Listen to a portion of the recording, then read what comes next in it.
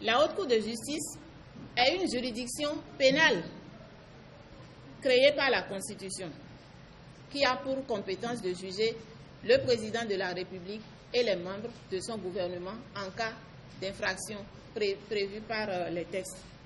Mais aujourd'hui, la question se pose de savoir si la Haute Cour de justice exercera un jour sa mission juridictionnelle, tant les écueils sont nombreux. Il ne faut vraiment pas qu'on se voile la face.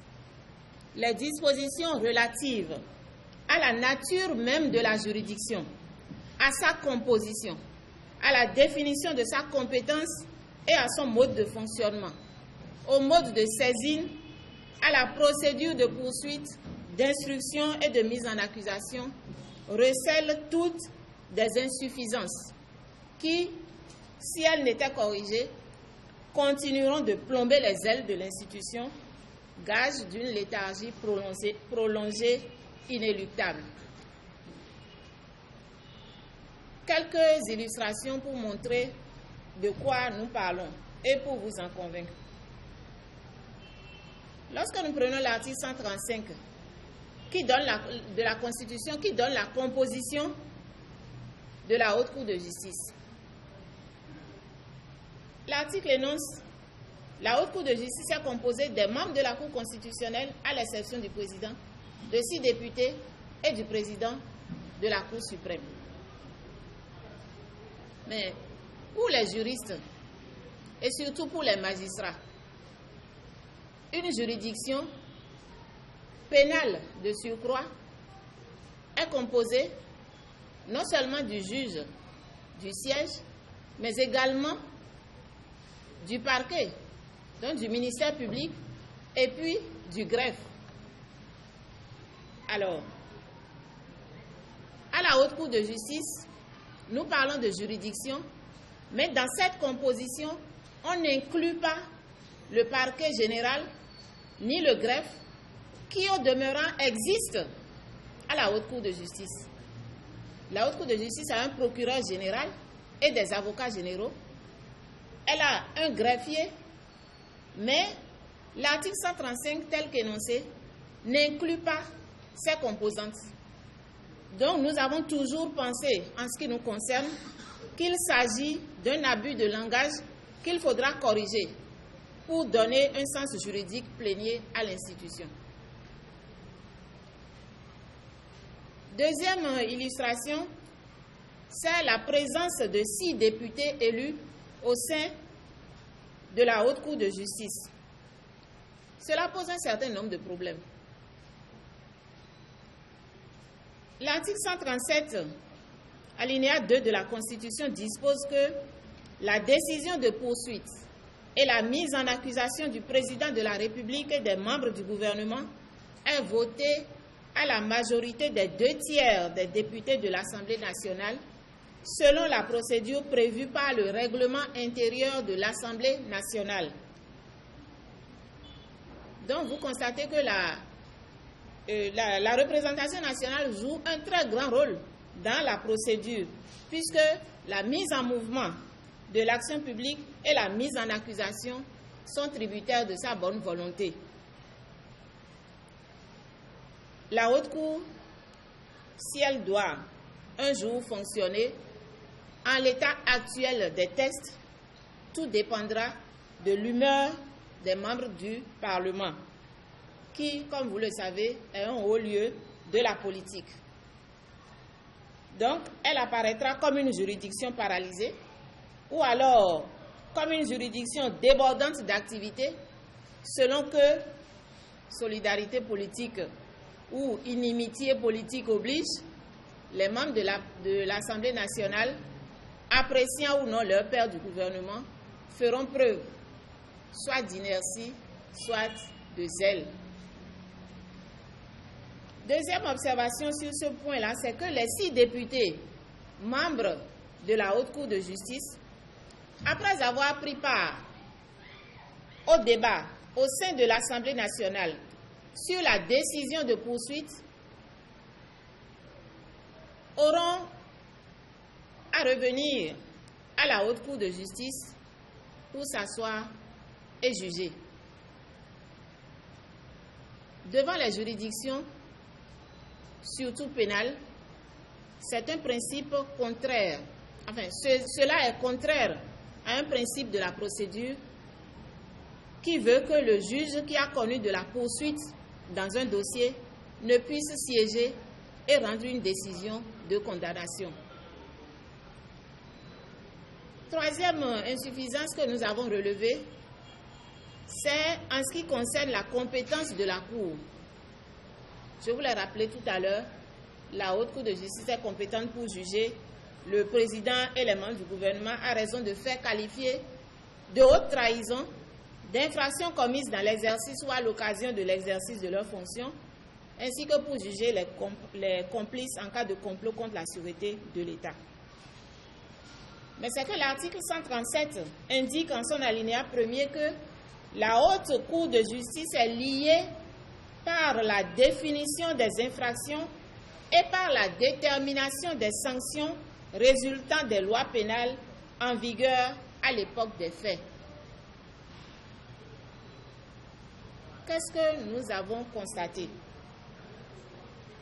C'est que la loi organique a complété cette liste d'infractions en faisant rentrer dans le champ de compétence de la Cour les faits qualifiés d'outrage à l'Assemblée nationale ou d'atteinte à l'honneur et à la probité. Ces dernières infractions ont été définies, comme je le dis, par la loi organique. Donc, nous avons une définition pour ces infractions. En revanche, pour les autres, prévues par la Constitution, la Cour reste liée par la définition et par la détermination des sanctions résultant des lois pénales en vigueur à l'époque des faits. Mais il se fait que certaines de ces infractions n'existent pas dans le droit positif béninois.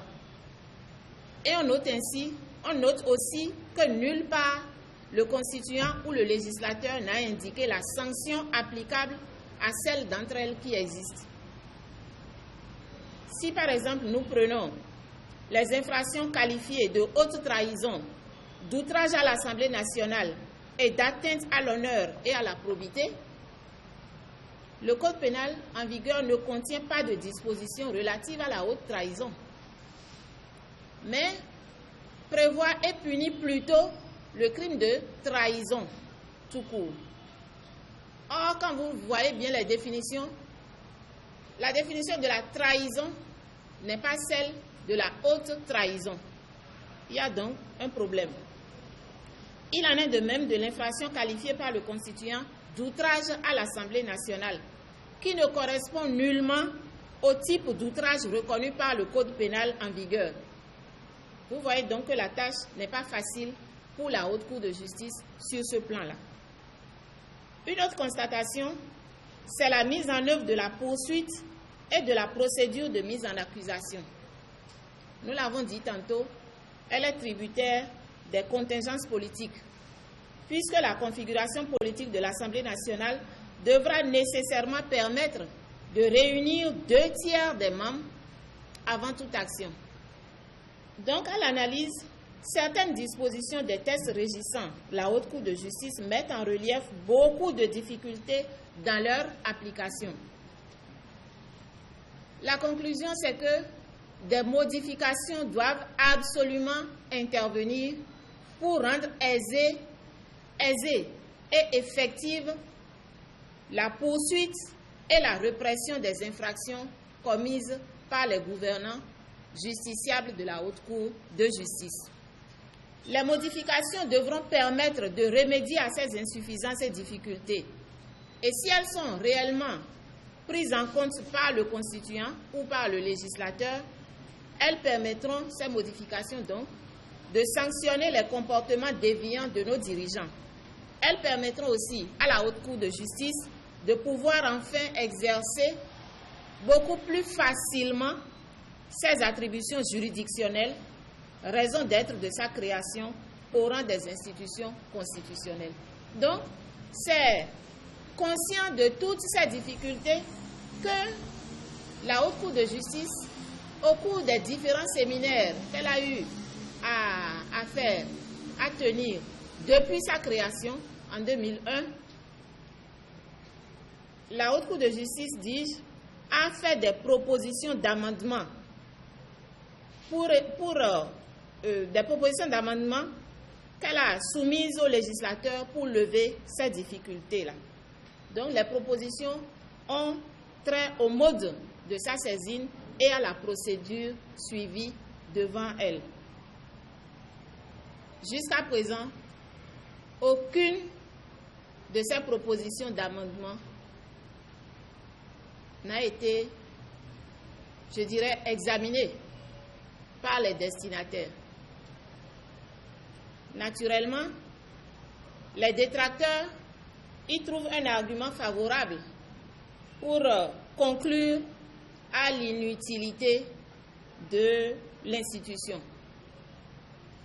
En réalité, au regard de tout ce que je viens d'exposer comme difficulté de la Haute Cour de justice, pourrait-on s'en prendre à cette institution?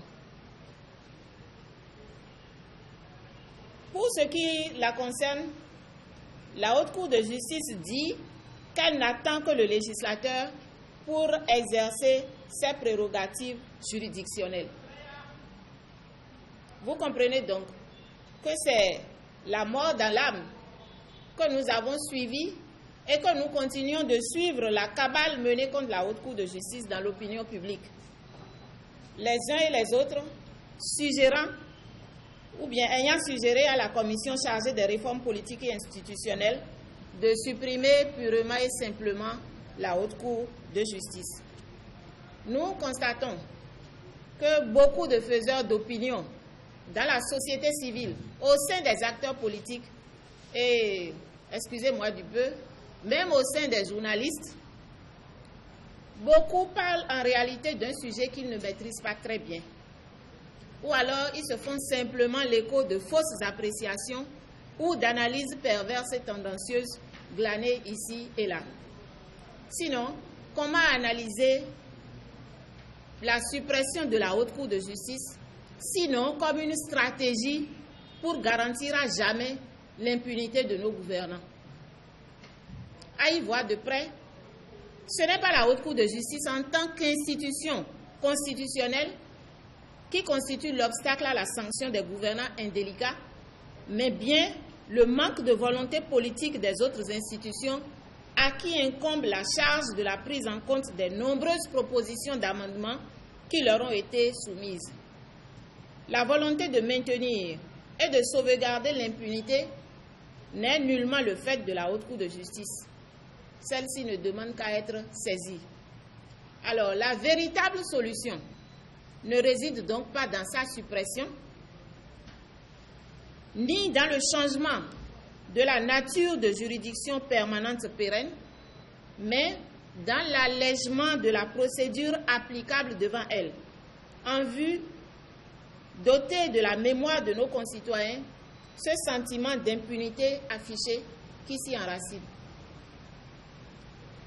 Puisqu'en définitive, la poursuite, la mise en accusation, qui constituent les goulots d'étranglement, ne sont pas le fait de la Haute Cour de justice.